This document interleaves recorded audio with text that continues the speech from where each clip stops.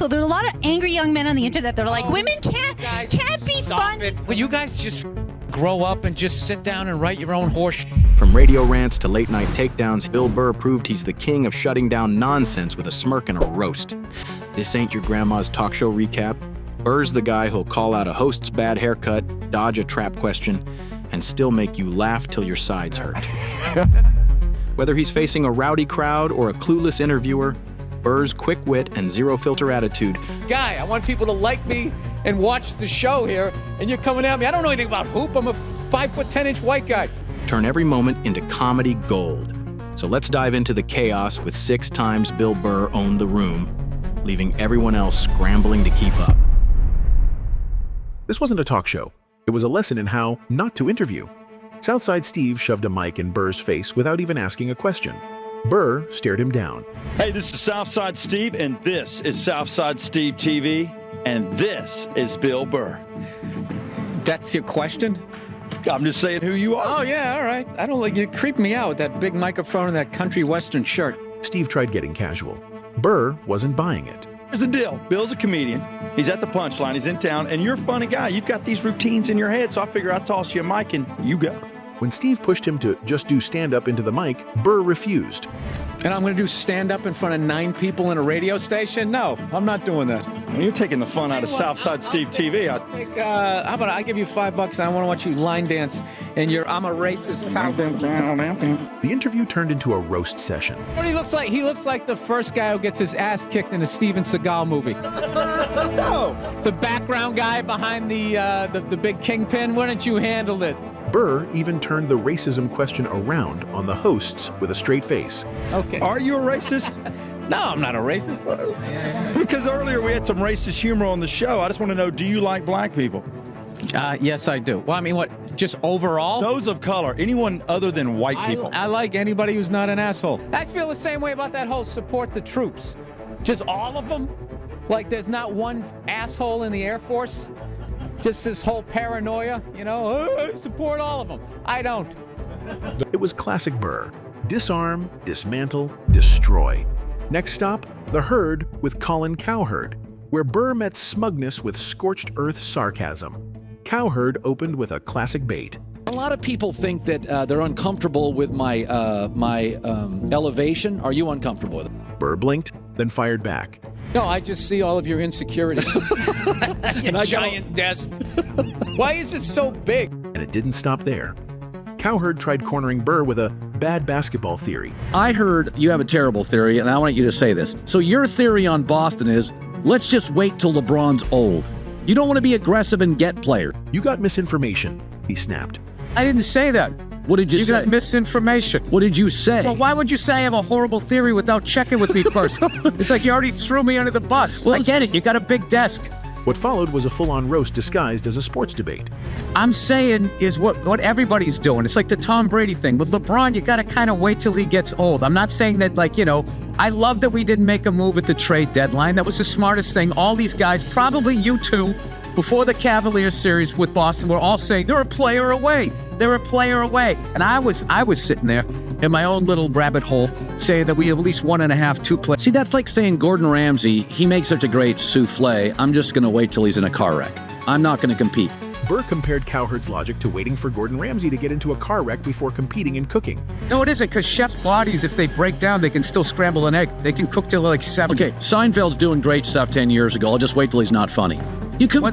Once again, you're talking about sport. You're talking about the activities that you can keep doing. By the end, Burr was visibly irritated, but still hilarious. So this is we're very you wouldn't know that we like each other. Let's try to tone it down. No, I'm not. I'm just. No, what happened? You came right at me just saying my theory stunk. I'm just here to promote a cartoon, a dancing monkey today. I'm trying to be a good guy. I want people to like me and watch the show here, and you're coming at me. I don't know anything about hoop. I'm a 5'10" white guy. Colin Cowherd never looked smaller behind his giant desk. It started with a baited question. Can women be funny? Burr, deadpan. Yeah, of course. But when the interviewer kept pressing, Burr launched into a masterclass on gender politics in comedy.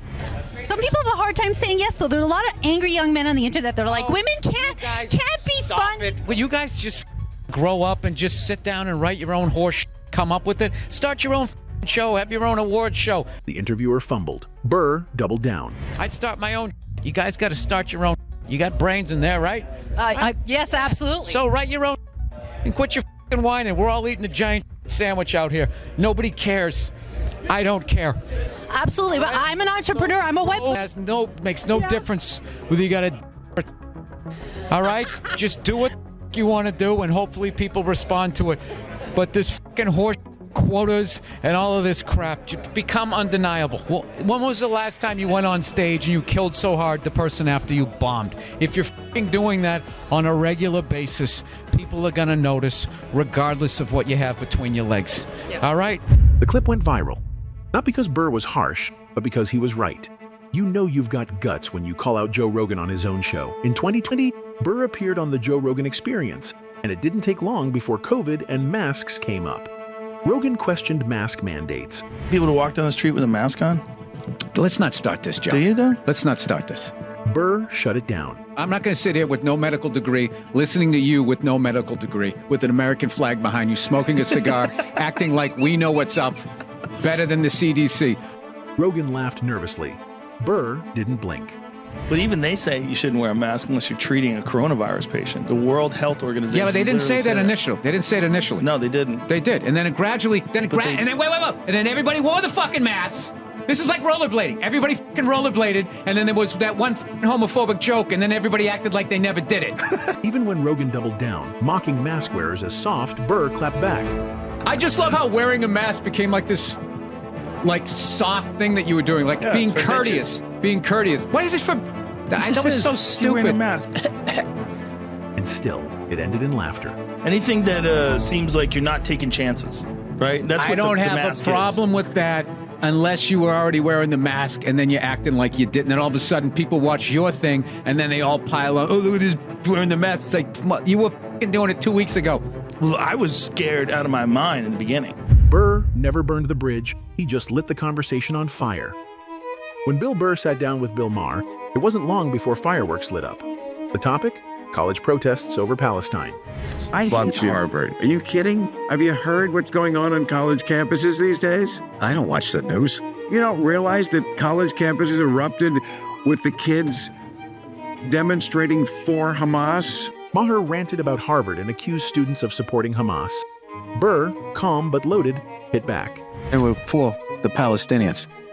Well, it's sort of the same cause. Why, are you? I'm on the side of the kids. Maher, annoyed, poked harder. Yeah, that's easy to say. You know, no one wants to see kids dead. This is a war. Well, it's very brave of you to say. This is a war. No, I'm the one who was actually brave on this. Pat yourself on the back. It's easy to say I'm for the kids. Who's not for the kids? Burr leaned in. Israel got attacked. I'm not saying that they didn't have a right to go back. I'm just sitting there going like, how do I look at We're the only country in the world that they get attacked, and then as soon as they counterattack, it's like, well, we got to stop this now. Don't attack them. There's a very simple solution to all this problem in the Middle East. Stop attacking Israel. Hey, you Stop just attacking Israel. I did. I actually There you did. go. That's fantastic. They sparred over Israel, over counterattacks, and the larger hypocrisy of public discourse. Burr managed to simultaneously troll Maher, challenge his worldview, and stay funny. Like you just solved the Middle East on a podcast. Why can't they solve what they're doing on a podcast? This is why this is not your thing. Make some hard notes. decisions. Maher tried to keep the upper hand, but Burr owned the conversation. It is my It isn't your This thing. is not It your isn't. thing. You're like that guy that has a fantasy football team and thinks he's a GM. No. That's exactly what it is. Like, why am I listening to you like you've done something? What have you done in Washington? Nothing. The infamous Philadelphia roast. No desk, no interviewer. Just Burr, a mic, and 12 minutes of verbal artillery. Performing at the Opie and Anthony Traveling Virus Tour, Burr walked into a nightmare. An unruly Philly crowd that had been booing comedians all night. Most comics fled the stage. Burr, he went to war. You one bridge having piece of shit city that no one gives a about. That will never bomb you people because you're worthless and no one cares about you. He growled. Oh, all you people. You know what, you losers? I hope you all die, and I hope the Eagles never win the Super Bowl. Go yourselves. He torched the city's cuisine, its people, its history, and even Joe Frazier.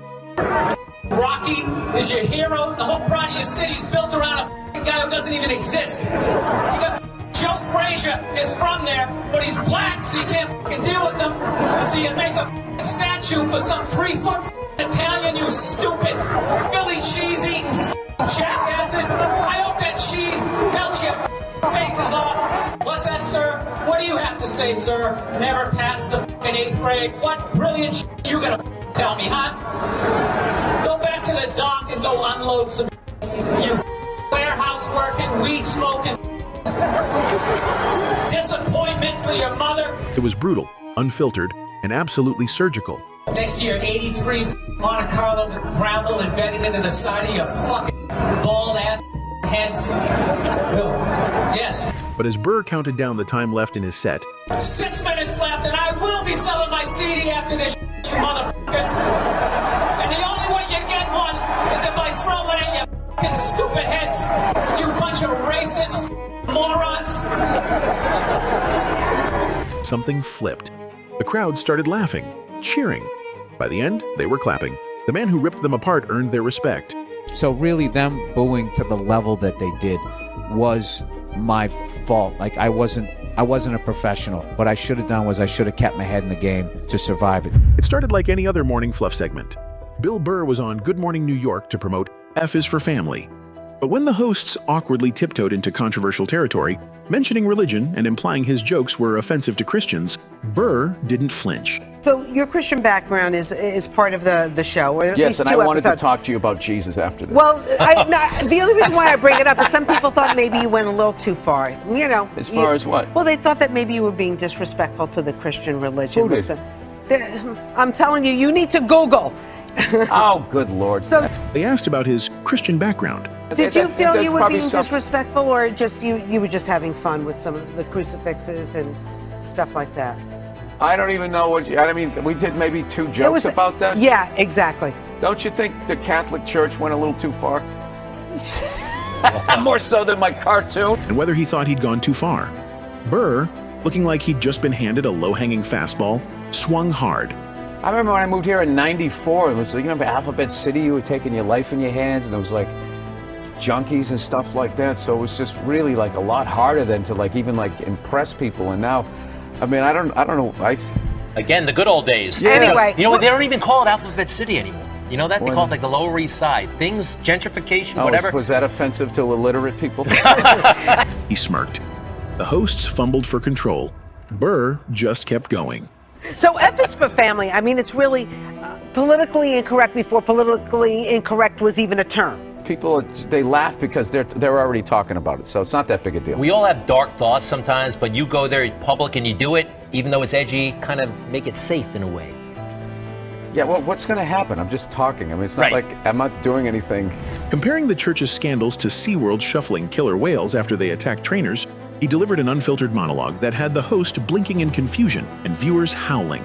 All right, listen. A couple of jokes. I know this is a morning show. You can't bring up all those crimes. You know what? Well, Technically, they just sort of kept moving them around. You know, like those killer whales at SeaWorld. After it kills a trainer, they'll then move it up to Seattle. They don't give them their background. Burr didn't just hijack the segment. He flipped the desk and walked out with the show's credibility stuffed in his pocket. F like is the for moon. family. There you go. F is for family on Netflix, out right now. he'd be a little more comfortable if he threw some trash around the studio, right? He misses the old New York, and you're not the only I want to one. meet those religious people that got upset. I want to quiz them on their Oh, gee. religion. All right, we'll talk about, why did I bring that up? Bill, Why did you bring it up? I'm It's sorry. a morning show. It's supposed to be an What makes Bill Burr different isn't just the insults, it's the precision. Every response, even in chaos, is thought out, grounded, and aimed like a sniper shot. He doesn't punch down, he punches through. So the next time you see someone try to catch Bill slipping in an interview, remember, you're not interviewing a comedian. You're walking into a rhetorical octagon with a guy who treats mics like brass knuckles. If you loved watching Burr slice through media nonsense like a hot knife through smugness, drop your favorite moment in the comments. And if you want more savage takedowns, comedic breakdowns, and behind-the-scenes brilliance from the sharpest minds in stand-up, smash that like button, subscribe, and we'll see you in the next round.